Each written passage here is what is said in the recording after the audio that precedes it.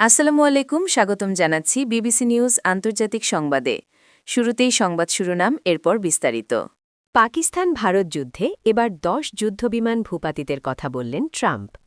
৬২ বছরে ৮৯ শিশুকে ধর্ষণ করা শিক্ষকের বিচার নিয়ে বিপাকে ফ্রান্স।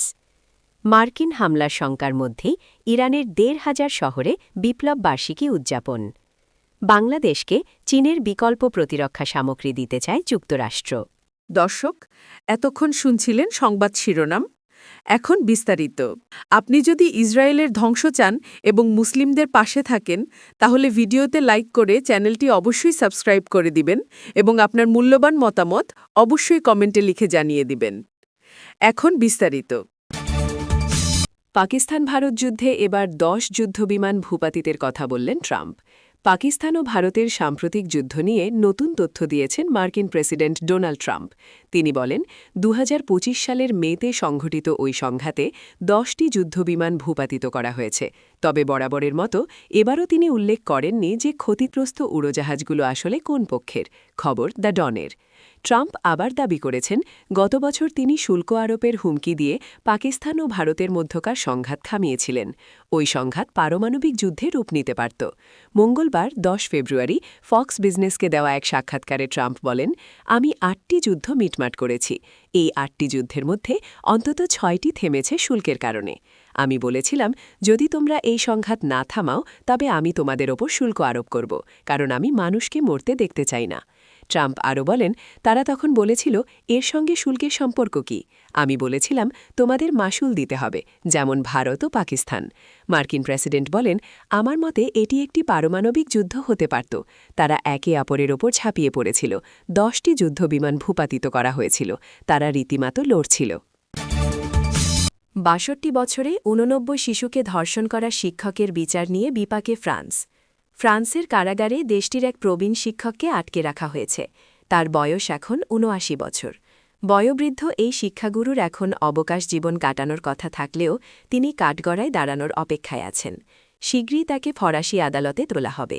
ইতোমধ্যে তার বিরুদ্ধে ৮৯টি শিশুকে ধর্ষণ ও যৌন নির্যাতনের অভিযোগ এনেছে পুলিশ। এই অপরাধ তিনি ৬২ বছরের মধ্যে করেন। তবে তার বিরুদ্ধে যথেষ্ট প্রমাণ হাজির করতে হিমশিম খাচ্ছে প্রসিকিউশন। এতেই বেঁধেছে বিপত্তি। খবর দ্য গার্ডিয়ানের। ১৯৬০-এর দশক থেকে ২০২২ সাল পর্যন্ত ৫টি মহাদেশ জুড়ে ৮৯টি শিশুকে ধর্ষণ ও যৌন নির্যাতনের অভিযোগে অভিযুক্ত প্রাক্তন শিক্ষক জ্যাক লেভিউগের মামলার ক্ষেত্রে ফরাসি পুলিশ ভুক্তভোগী ও সাক্ষীদের জন্য একটি বিরল আন্তর্জাতিক আবেদন করেছে। ফ্রান্সের দক্ষিণ পূর্বাঞ্চলের গ্রেনোবল শহরের পুলিশ জানায়, লেভিউগ, যিনি ২০২৫ সালের এপ্রিল থেকে ফ্রান্সে আটক আছেন, তিনি ছিলেন একজন সিরিয়াল যৌন অপরাধীর পাঠ্যপুস্তকীয় উদাহরণ। ৫ দশকেরও বেশি সময় ধরে জার্মানি থেকে ভারত পর্যন্ত বিস্তৃত অনেক দেশে এই অস্বাভাবিক এবং বিশাল মামলাটি ছড়িয়ে আছে। মার্কিন হামলার শঙ্কার মধ্যেই ইরানের ১৫০০ শহরে বিপ্লব বার্ষিকী উদযাপন। ইসলামী বিপ্লবের ৪৭তম বার্ষিকী উপলক্ষে আজ বুধবার ১১ ফেব্রুয়ারি ইরান জুড়ে ব্যাপক শোভাযাত্রা ও বিশাল বিশাল সমাবেশ অনুষ্ঠিত হয়েছে। বার্ষিক ২২ বাহামান উদযাপনে রাজধানী তেহরান সহ সারা দেশের ১,৪০০ সাধারণ শহরে সরকারি কর্মকর্তা এবং সাধারণ মানুষের ব্যাপক সমাগম ঘটে। খবর আল মায়দিন প্রেস টিভির। তেহরানে ভোর থেকেই নাগরিকরা ইরানি পতাকা ও ব্যানার নিয়ে আজাদি স্কোয়ারে সমবেত হতে থাকেন, যা দেশটির অন্যতম গুরুত্বপূর্ণ জাতীয় অনুষ্ঠান হিসেবে বিবেচিত হয়। প্রতিকূল আবহাওয়া সত্ত্বেও বন্দর আব্বাস, হামেদান, বুশেহার, খার্ক দ্বীপ, সিরাজ এবং তাবরিজ সহ বিভিন্ন শহরে অনুরূপ কর্মসূচি পালন করা হয়। দেশটির রাজধানীর মিছিলগুলোতে ইরানি পতাকার পাশাপাশি ফিলিস্তিনি পতাকাও উড়াতে দেখা গেছে, যা ফিলিস্তিনিদের প্রতি তেহরানের দীর্ঘদিনের সমর্থনের বহিঃপ্রকাশ।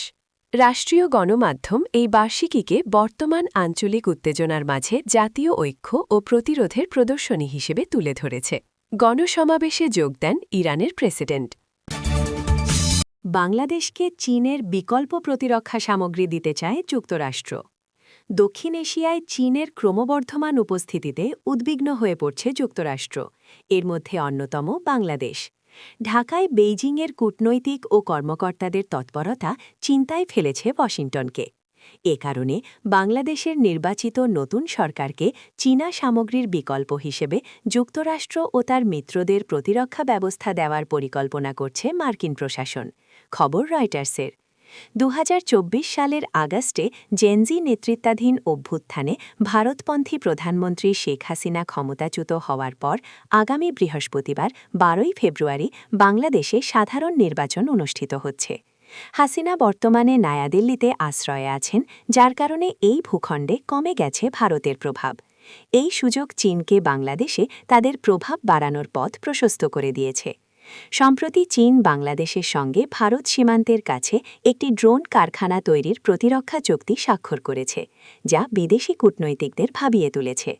এছাড়া পাকিস্তান ও চীনের যৌথভাবে তৈরি JF-17 থান্ডার মাল্টিরোল যুদ্ধবিমান কেনার বিষয়েও পাকিস্তানের সঙ্গে কথা বলছে বাংলাদেশ।